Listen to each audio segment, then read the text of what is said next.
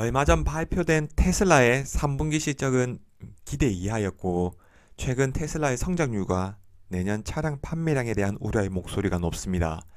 이는 주가에 그대로 반영되고 있죠.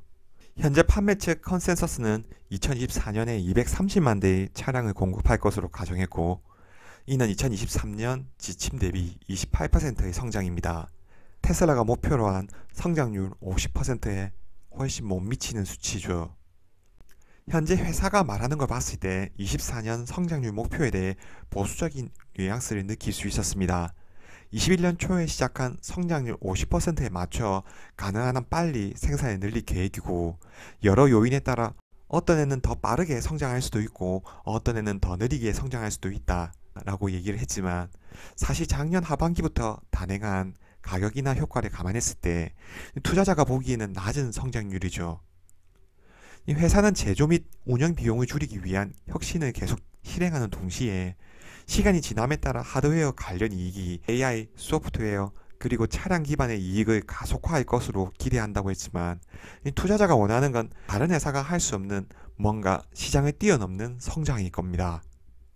테슬라가 지난 10년 동안 전기차 회사로서 보여준 폭발적인 성장은 시장의 기대를 뛰어넘는 가시적인 성과였습니다.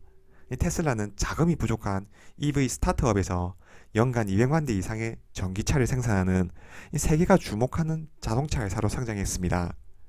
투자자들에게 안겨준 수익과 차량의 독보적인 퍼포먼스, 시대를 앞서가는 혁신적인 기술, 변화를 두려워하지 않는 회사의 경영 방침은 투자자들이 회사가 목표로 한 50%의 속도로 성장할 수 있다는 것을 진지하게 받아들이는 이유일 겁니다. 이는 성공적인 소프트웨어 스타트업에서 기대할 수 있는 성장률입니다. 현재 차량 제조업체와 같이 매우 복잡한 제품을 생산하는 자동차 제조업체에서는 기대할 수 없는 성장률이죠.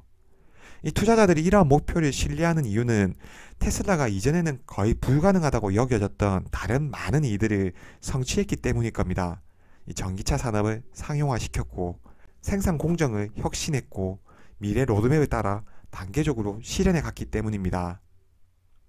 하지만 시장에서는 최근 테슬라의 성장률 목표에 대해서 회의적인 반응을 보이고 있습니다. 최근 투자자 회의에서 나온 의견은 테슬라가 지금은 중간 저성장 시기에 접어들었다고 경고했습니다.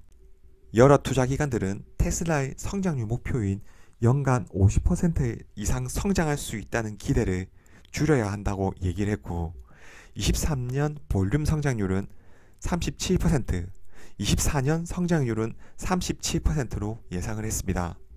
월스트리트 저널은 23년 약 37%, 24년 22%까지 낮아져 있는 상태죠. 최근 기관 투자자들과 함께 열린 도이치뱅크 오토 컨퍼런스에서 테슬라가 현재 중간 저성장기에 접어들고 있다고 투자자들에게 조언했습니다. 회사에서 구체적으로 말한 것은 테슬라가 두 가지 주요 성장 흐름 사이에 있다는 겁니다. 첫 번째는 2017년 이후 모델 3와 Y 플랫폼이 주도하는 것이었고, 두 번째는 차세대 차량이 판매량을 주도할 것이라는 겁니다. 보다 구체적으로 말하면 장기 성장 목표인 2030년까지 연간 2천만 대의 자동차 생산 능력을 갖추는 것이었습니다. 현실적으로 내년부터 금리가 하락하고 자동차 판매에 호재가 발생하더라도 모델 3와 모델 Y만으로 50% 성장률 목표를 유지하는 건 어려울 겁니다. 회사에서도 두 번째 목표인 차세대 차량을 언급한 걸 봤을 때 판매량의 폭발적 증가는 어렵다는 것을 내비친 겁니다. 3분기 실적 발표에서 사이버 트럭이 한동안은 대량 양산이 힘들다고 했기 때문이죠.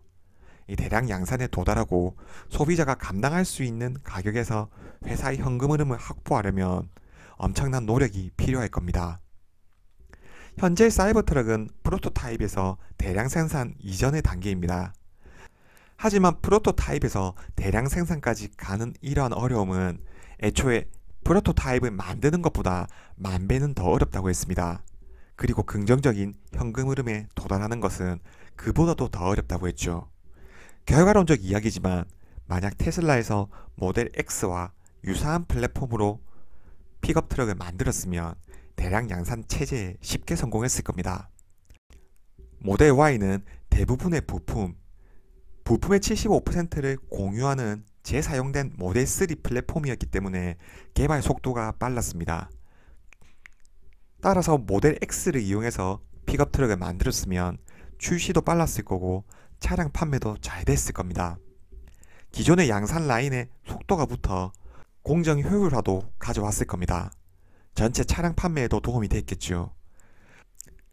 하지만 테슬라는 다른 길을 선택했습니다. 외고격 구조의 차체에 스테인리스 소재를 사용해 기존의 차량 생산 공정을 갈아엎었습니다. 도색 과정도 생략했죠. 배터리는 중대형 원톤형 배터리인 4680을 채택했습니다. 분명 사이버트럭은 앞으로 대량 양산을 달성하고 이익률을 높이는데 상당한 시간과 어려움이 있을 것으로 예상됩니다. 관건은 얼마나 빠르게 사이버트럭에 대한 대량 양산에 성공할 수 있을까일 겁니다.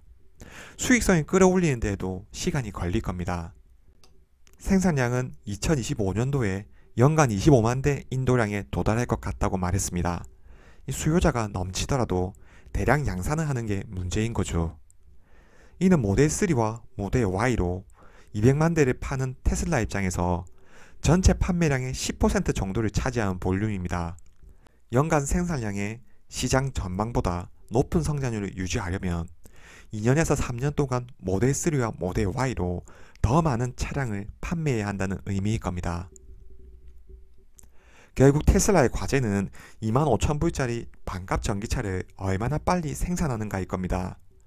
테슬라의 반값 전기차 핵심은 지난 3월 인베스터 데이에서 공개됐던 언박스드 프로세스였습니다. 사실 사이버트럭의 생산 공정은 기존 생산 공정과 언박스드 프로세스의 중간 단계입니다. 이 부분이 대량 양산에 성공하지 않은 상태에서 테슬라는 반값 전기차 출시가 급한 상황이죠. 그리고 지난주 일론 머스크는 베를린 공장에 방문해서 25,000유로 반값 전기차를 생산하겠다고 발표했습니다. 현재 유럽의 전기차 판매 가격은 약 65,000유로입니다. 중국 전기차의 평균 가격은 31,000유로 정도죠. 테슬라가 만들고자 하는 반값 전기차는 저가형 전기차가 아닙니다.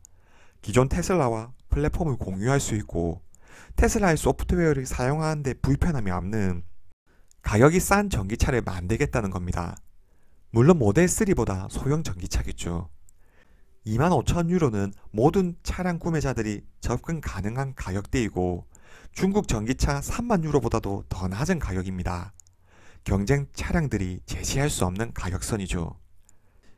유럽 시장이 해치백 형태의 소형차 판매량이 높다는 걸 감안했을 때 출시되기만 한다면 판매량 확대에는 큰 영향을 줄 겁니다. 현재 베를린에서 계획하고 있는 생산 방식은 언박스드 프로세스는 아닌 것으로 보입니다. 오히려 다이캐스팅 기술을 개선해서 거의 모든 차체 하부를 일체형으로 다이캐스팅 할 수 있는 혁신에 가까워지고 있다고 밝혔습니다. 이는 생산 속도를 높이고 비용을 낮출 수 있겠죠. 현재 기가 베를린은 연간 25만 대 차량을 생산할 것으로 예상이 됩니다. 일론 머스크는 베를린에서 연간 100만 대 차량을 생산하겠다고 했지요. 이는 빠른 시일 안에 25,000유로 차량을 생산할 예정이고 반값 전기차로 유럽 시장 판매량을 극적으로 끌어올리겠다는 계획일 겁니다. 테슬라의 반값 전기차 전략이 시장 점유율을 획기적으로 끌어올리기 위한 계획이라면 로보택시에 대한 계획은 수익성을 끌어올리기 위한 정책일 겁니다.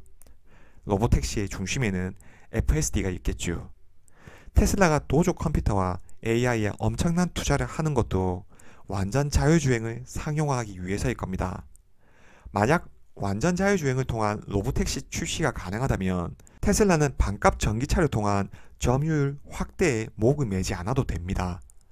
5만 불 이상의 완전 자율주행차를 만들어서 수익성을 극대화할 수 있습니다. FSD는 테슬라만 할 수 있는 시장의 독보적인 경쟁력이기 때문이죠. 22년 기준 스마트폰 시장 점유율에서 아이폰은 19%를 기록했습니다. 하지만 이익 점유율은 무려 85%에 달합니다. 저가형 스마트폰을 만들 계획도 없습니다. 전 세계 프리미엄 스마트폰을 섞어내서 시장에서 발생하는 이익은 애플이 독식하고 있는 거죠. 아이폰 생태계를 바탕으로 매년 새롭게 출시되는 아이폰은 갈수록 판매량까지 증가하고 있습니다. 애플 생태계, 아이폰만의 독보적인 시장 경쟁력이 있다는 거겠죠. 결국 테슬라의 성장 핵심은 25,000불짜리 반값 전기차로 시장을 점유하는가, 아니면 완전 자율주행이 가능한 로보택시를 내놔서 수익성을 극대화할 수 있느냐일 겁니다. 현재 테슬라의 상황은 시장 점유율과 이익 점유율 모두에서 시장의 우려를 낳고 있는 상황입니다. 이 시장 점유율은 더 많은 경쟁자들과 다양한 전기차 라인업들이 출시되고 있는 상황에서 모델 3와 모델 Y의 가격 인하 정책으로 맞서고 있죠. 이익 점유율은 가격 인하 정책에 따른 반작용으로 과거 대비 크게 줄어들고 있습니다. 3분기 실적에서 매출 총이익률은 전년 대비 7% 떨어졌고 영업이익률은 9% 이상 감소했죠. 앞으로 생산 공정 혁신과 AI 산업에 대한 투자로 비용은 더 투입되어야 되는 상황입니다.